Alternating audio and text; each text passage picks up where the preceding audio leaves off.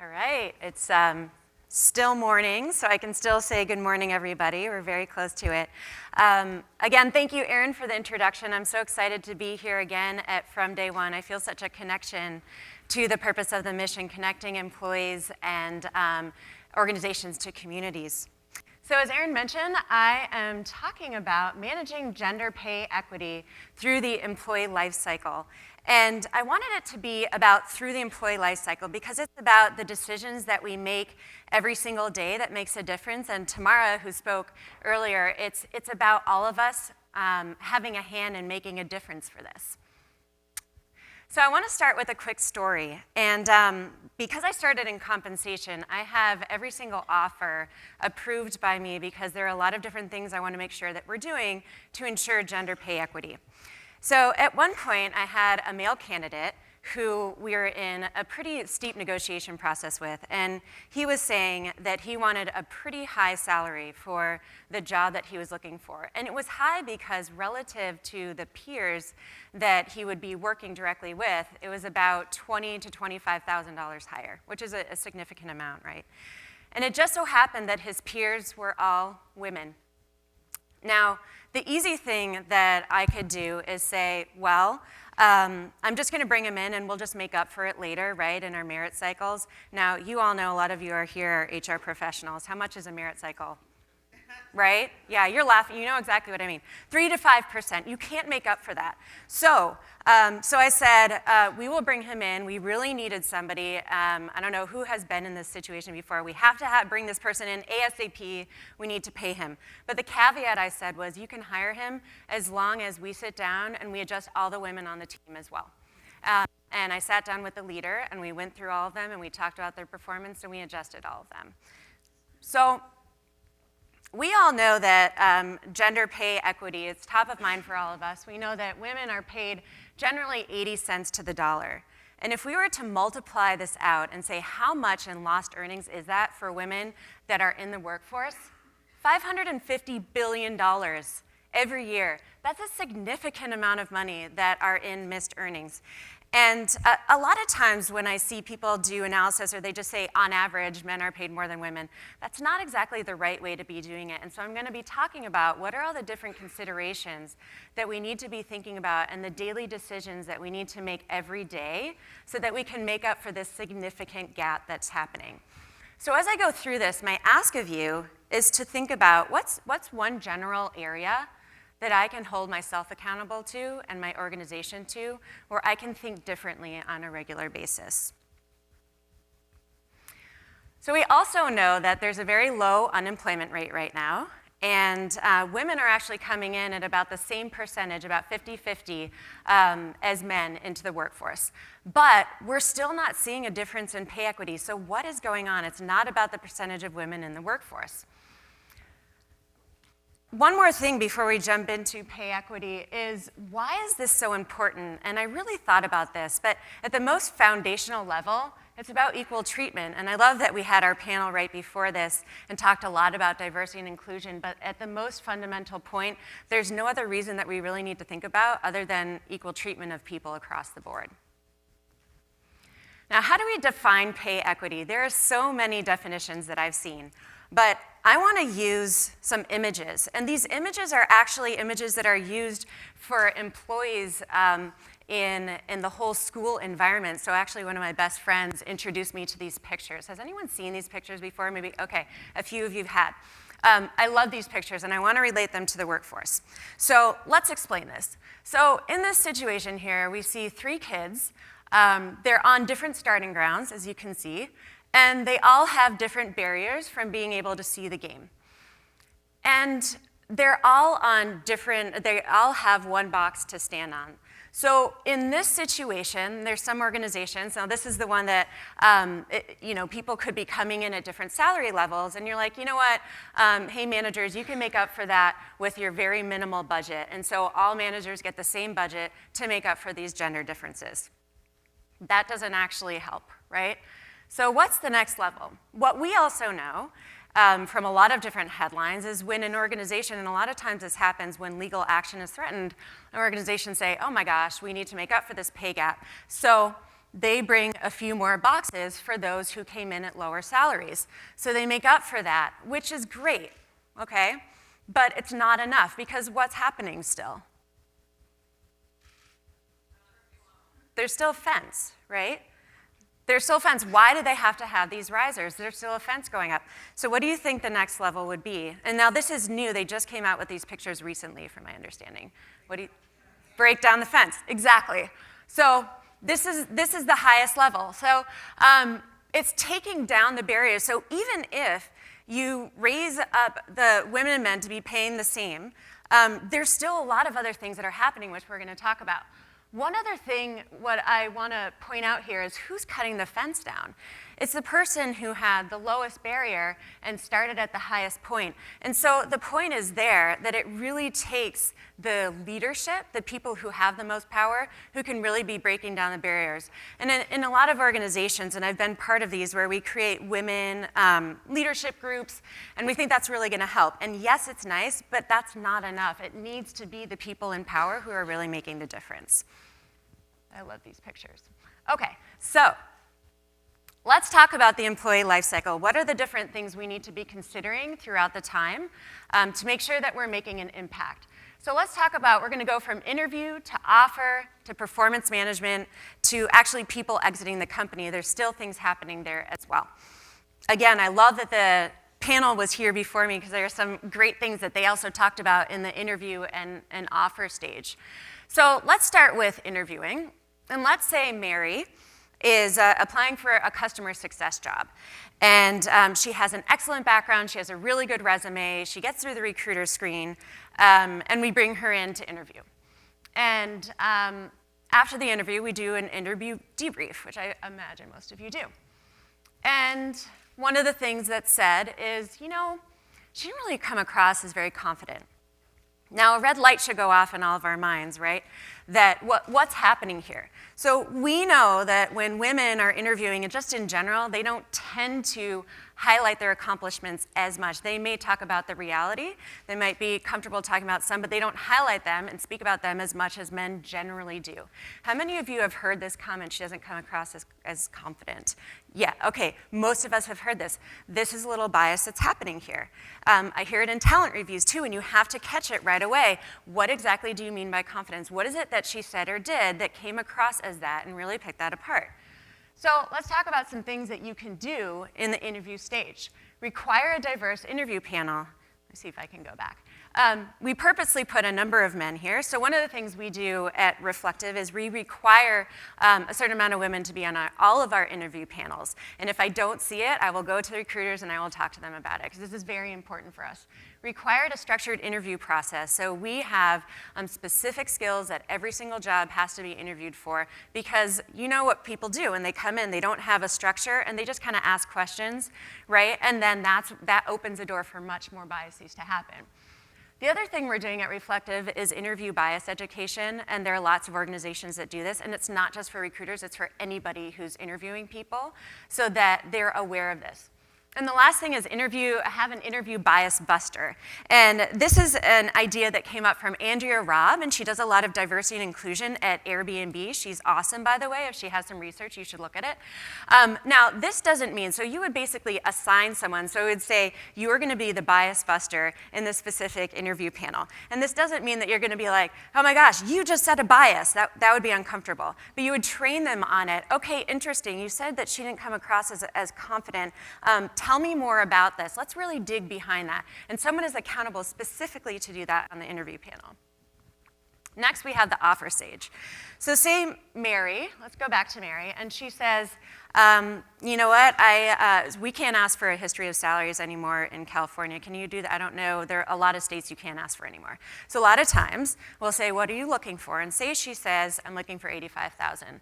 And you know, on the rest of the team, let's say they're all male for this example, are paid around 100 or so. Now, the easy thing to do and the cost-saving thing to do is, cool, we're going to pay her $85,000, right? However, what we do is say, no, when I look at everybody else who's paid, who's at a similar experience level, because we have to think about that as well, at 100, and we're actually going to bring you at a higher salary. And we've actually done that. Sometimes I even say, you know what, this person has way too much experience to be brought in at this level. We actually need to have her at a higher title, and that's the only way I'm going to prove this offer. My head of finance doesn't always love me, but that's okay. So what are some factors to consider in an offer? We always have a budget approved for the role, so we don't have people way out of the playing field. We always look at market data, salaries of internal employees. You could even build a little dashboard if you have some advanced analytics. They pull it right in, and you always can see this. Take into account geographic differentials, plan for competing offers. In the situation I mentioned before where the male was asking for a lot of money, he had competing offers, and we had to plan for that. We had to know that might happen. Now, performance management, this is wrought with a lot of biases that can come out. And so I want to talk about a few potential ones. Recency bias, this is a big one, and this is why we talk a lot about real-time feedback and the importance of talking to them on a regular basis so you're not just thinking about what just happened. Similarity bias is a big one. So a lot of times people say, oh, this person is very similar to me, and so they tend to treat them in a more positive way. They might give them more increases, promotions, likability. Hey, I like you a lot. And so I'm going to treat you a little bit differently. And again, these aren't bad. They're just things that we have to know are coming out. Now, why does this make such a big difference? Well, I want to show you guys a study that McKinsey partnered with Lean In to do, and it's called Women in the Workplace. Has anyone read through this study before? It is an excellent study. I think there's some consultants here from McKinsey, so great work on this study. So we can see that men and women are entering the workforce at about 50-50, but look at this. As soon as they get promoted into management, you see a 10% drop-off. In fact, the amount of men versus women in leadership is about 60-40. That's a big difference. So when you go back and you think about these biases, that similarity bias, there are a lot of men in management positions, and so you're seeing men move a lot more quickly up the ladder. In fact, one of the biggest reasons we don't see as many women in leadership is because of this promotion. That's the biggest thing. It's probably intuitive, but the promotion rate goes down at every step. So what are some things you can do around performance management? Really important to have calibration meetings so that we're all holding each other accountable for our biases. Ratings, you might be like, oh my gosh, who are you, Rachel? You work in HR and you're saying we should have ratings. Yes, I actually do recommend them because they are an objective way to compare people to what the expectations are. And then you can also take a look at what the ratings look like across the organization and make sure that you're managing any biases that can happen. I'm happy to talk with you afterwards about how you can really fit ratings in so you don't have the issues that ratings tend to bring into an organization. Gender analytics, so the panel talked about this before. Make sure that you have some kind of analytics platform to be doing this, and you can look at promotion rates as they progress across the company. Make sure that your leadership is holding people accountable for this as well. And then a compensation analysis twice a year. So this might be very fundamental for many of you, but I just felt like I needed to do this having been in compensation. Benchmark all of your roles. This is so important. I do this twice a year. Align everyone to their roles. And then when you're making your spreadsheet, this is very tactical, but bringing in all these fields is extremely important. And I would even recommend bringing in what their background is too, if you have that in the data. If you don't have this data, start collecting it. So that you know and you can cut the data and say, okay, as age progresses, are women still paid at the same rate as more senior men? As we look at gender, if males are managed by males, what happens in my organization? And create an analysis of all of those. And I would highly recommend implementing some kind of HR analytic platform so that you have a dashboard for yourself to do that. I know that's ideal case scenario because it takes a while sometimes to do it, but that's going to help you with managing your diversity. So last stage, company exit. Even when people leave, I'm not kidding you, men tend to negotiate more with their offers. They also tend to negotiate more with their separation pay. And when I thought through the last 15 years where I've worked, I'd say about 5 times out of 5 to 1 ratio, meaning men will negotiate, they're 5 times more likely to negotiate than women. So just be mindful of that when you're doing it. I know a lot of things come into play here, but be mindful of how much they negotiate. So there's an awesome quote from the last panelist, Sayar, and he said, this is about creating a community where everyone can succeed. And that's kind of what I like to think about this picture. This is a community, we're pulling down the barriers, where everyone has an equal playing ground to be successful. And I threw in a few different ideas again for you to think about. And the last ask is, choose one decision. What's one thing you can do, even before End of Day Friday, that you can take this into consideration and help with the gender pay gap that might exist in your organization? There's an interesting point in the McKinsey study that said if right now the gap is about, so it's about 25% of women in leadership, and then the opposite, what would that be, 25 and 75% of men. If we don't do anything, or we keep doing what we're doing right now, this gap will shift by 1% every 10 years. So if you multiply that out, let's just take the C-suite level. That would be 250 years until this shifts.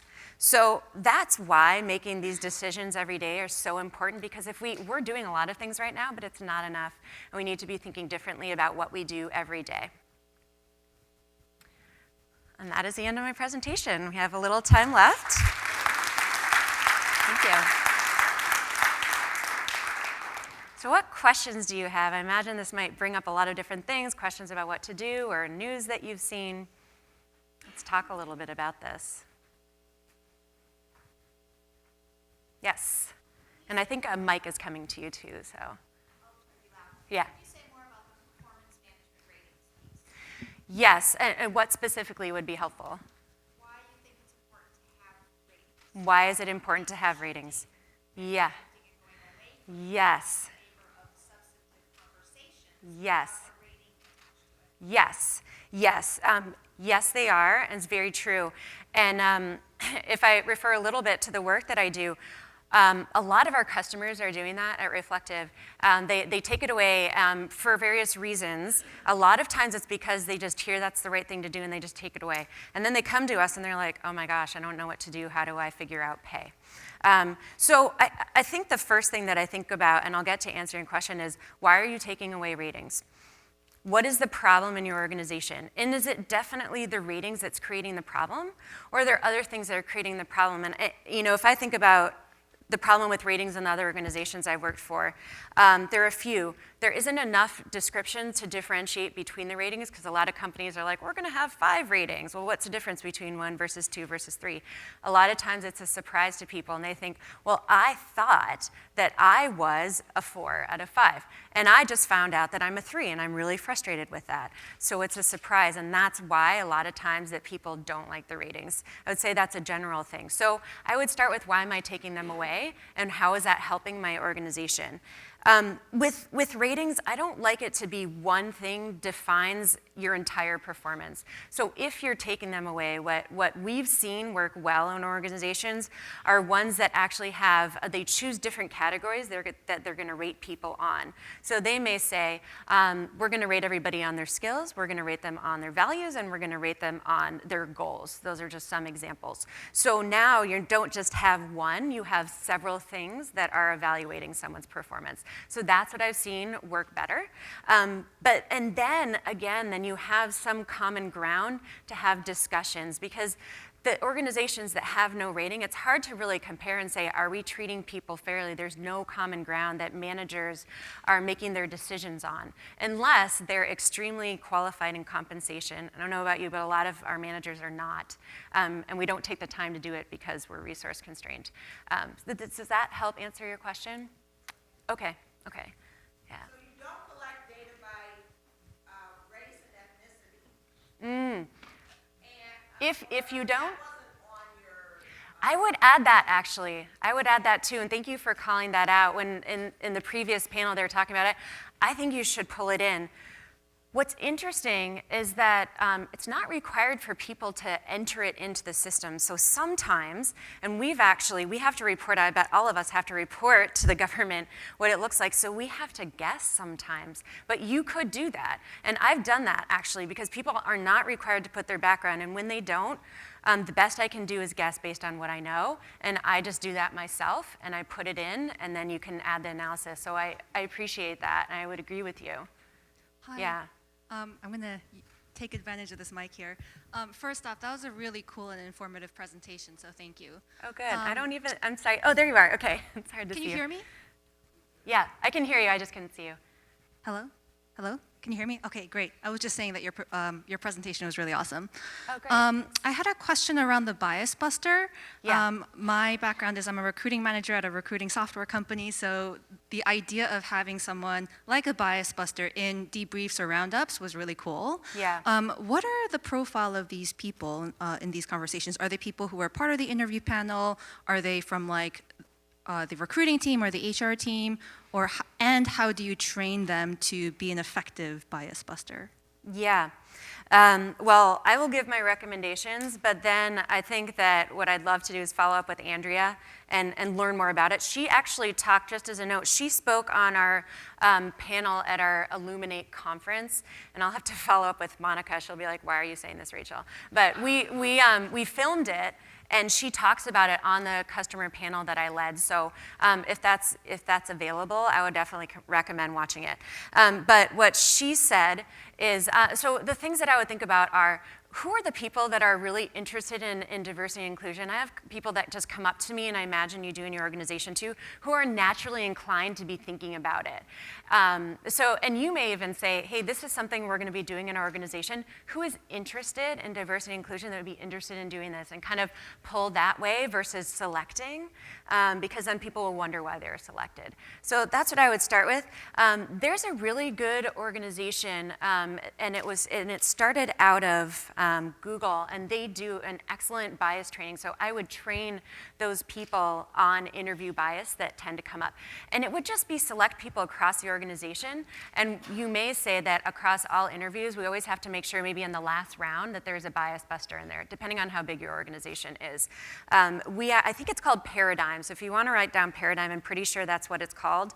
And they came in and did a recruiting interview bias training with us, but it's not just about recruiters. I would say the employees themselves, because as we heard, like, employees tend to trust employees even more so, and they'll probably take it better if it's coming from a peer than potentially a recruiter, but recruiters could do it too. Awesome, thank you. Yeah, sure. Okay, I think I'm out of time. That's what I'm getting. Okay, thank you all so much. It's nice to talk with you.